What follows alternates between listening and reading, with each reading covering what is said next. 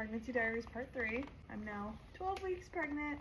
I have quite a bit of bloat. It kind of feels like a baby bump. The baby is still so tiny. This is my second pregnancy, so usually you show faster with your second pregnancy. But I want to talk a little bit about how pregnancy affects me as a mom in a wheelchair. And honestly, so far, being in a wheelchair hasn't really affected how my pregnancy has gone.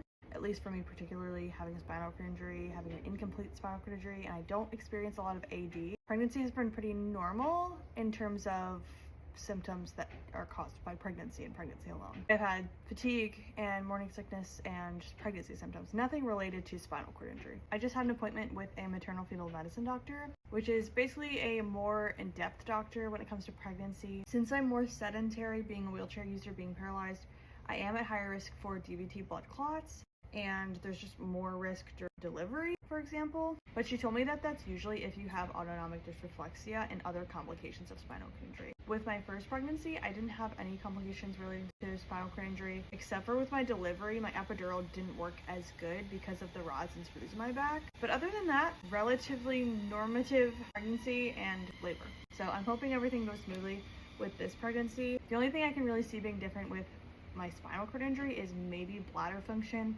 and transfers, since I'll be gaining a lot of weight in my belly area. Doing transfers out of my chair onto the couch, into the car, to my bed, things like that will be a little bit harder. But even that, with my first pregnancy, I didn't notice a huge difference because it was just so gradual over the course of pregnancy. So stay tuned. Let me know if you have any questions about being pregnant, being paralyzed, being a mom in a wheelchair, and I'll try to answer them as best I can.